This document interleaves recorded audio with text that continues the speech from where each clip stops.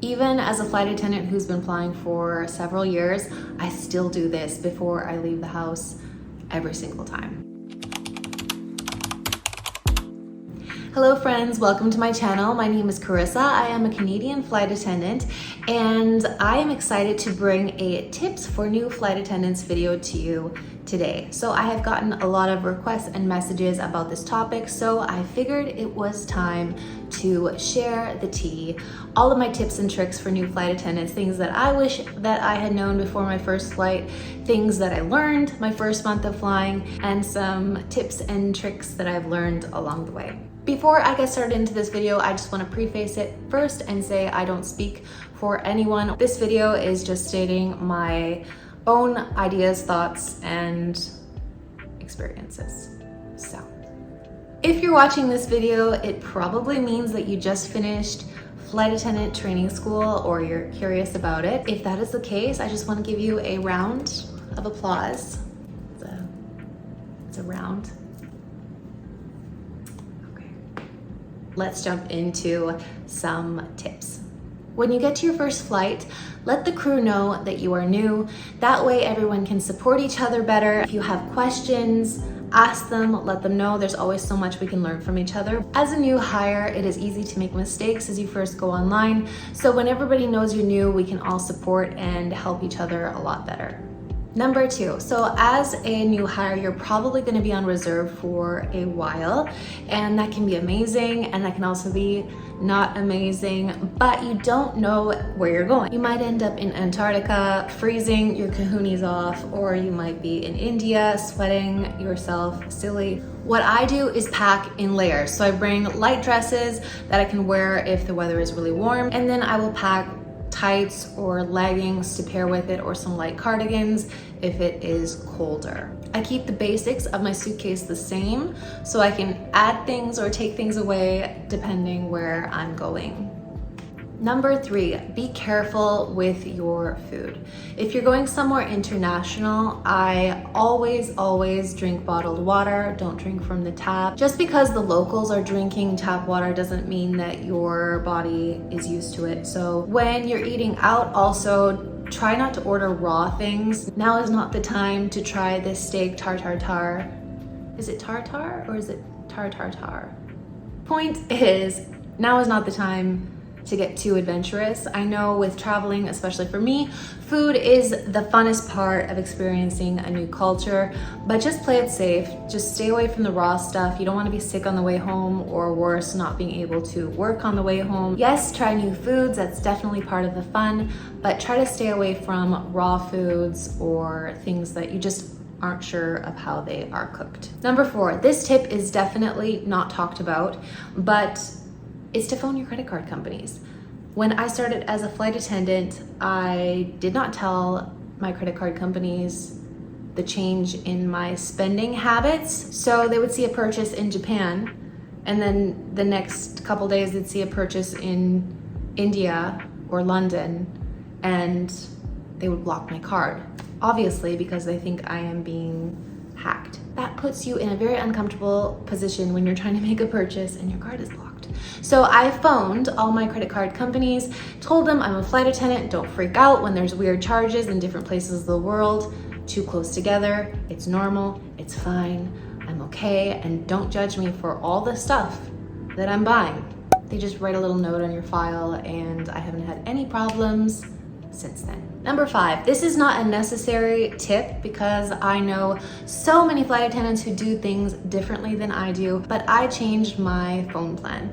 So when I go abroad or even in the US, I just pay for cellular data. So in the States, I think it's $12 a day, and international is $15 a day. It's not the cheapest, but for me, the peace of mind and safety I feel, knowing that I can call anyone, text anyone, or look up on Google Maps where I am and feel safe all the time, that's worth it to me. But I know flight attendants who prefer to do Wi-Fi only at the hotel or whatever coffee shops or restaurants or shopping they're doing, just picking up on free Wi-Fi everywhere. Some flight attendants even buy pocket Wi-Fi or those little Wi-Fi boxes. I don't know how they do it. I think I've heard a lot of them get them in Korea or something.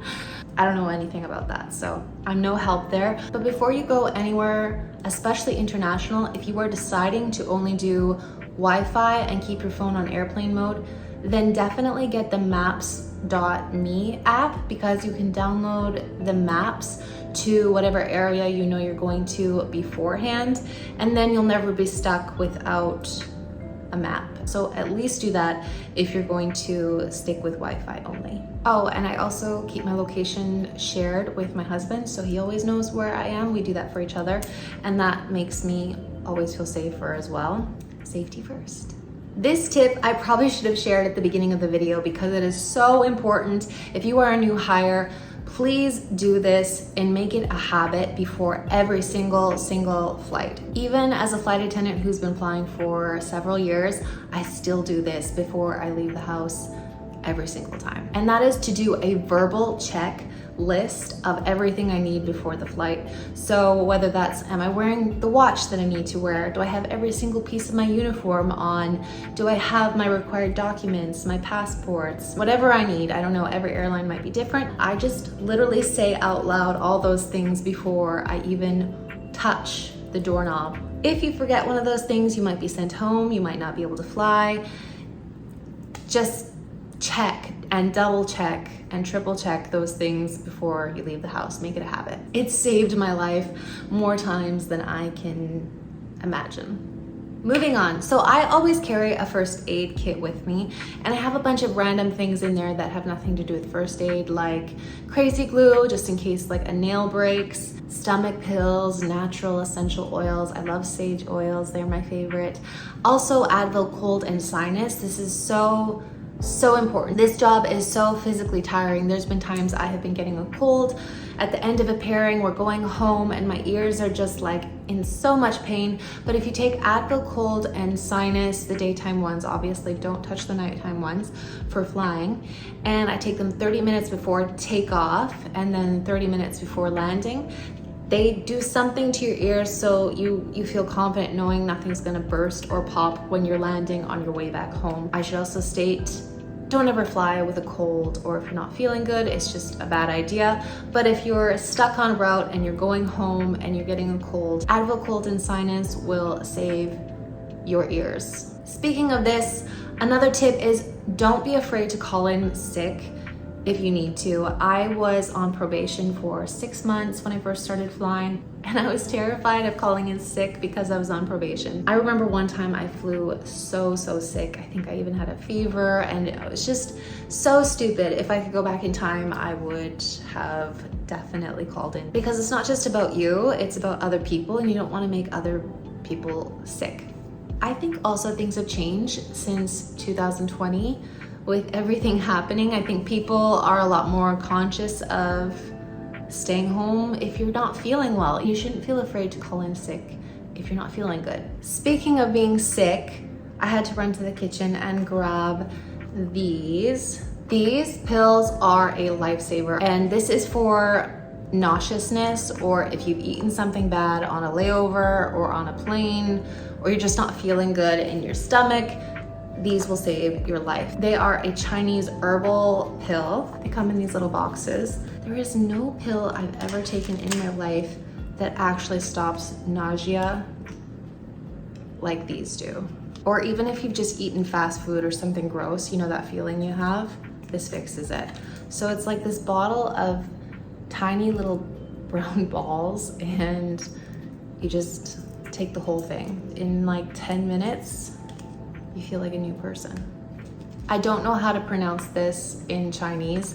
I think you can just say, I want curing pills at one of those Chinese herbal stores, but if not, you can also screenshot this on the screen and show them the picture, and they'll get you something like this. This tip is to bring tips for your shuttle drivers. If you're in the US, it's $1 bills. In Canada, of course, it's loonies. But if you're going overseas, then try to get the currency of whatever country you're going to beforehand. If you can't, just give some money to another crew member who does have their currency, because if you tip a shuttle driver in a currency they can't use, it's kind of not nice. Take pictures of all your ID. I actually learned this trick from my husband, who has traveled way more of the world than I have. He is crazy. He had me taking pictures of all my ID, and I keep them in a folder in my phone, and I cannot tell you the amount of times this has come in so very handy to have pictures of everything. If you ever get into a pickle, you have your ID with you, even if it's just a picture. It's very important, especially when you're overseas. And my final tip today is drink water. That's not my tip. This is hibiscus tea, actually. No, my final tip is to learn as much as you possibly can from the seniors.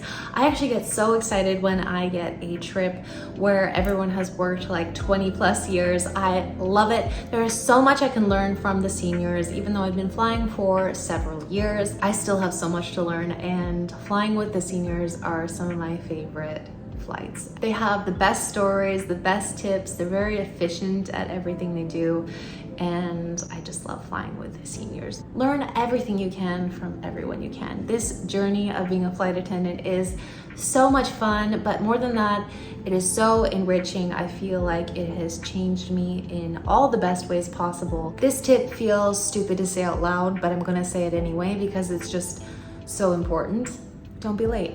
Don't ever be late. And you might say, well, it's better to be late than really late. No, just don't ever be late. Just trust me on this one. Anyway, those are my tips. I hope you enjoyed this video and found it helpful for you.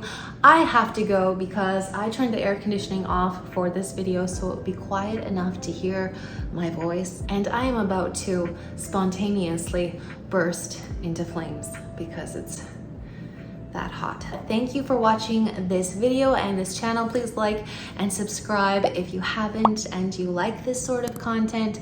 I mostly do flight attendant or travel vlogs, so if you're into that, please check out my other videos. Don't forget to like this video. It seems like a very little thing to do, but I promise you it helps so much. I hope you have a magical day, and I will see you soon. Bye.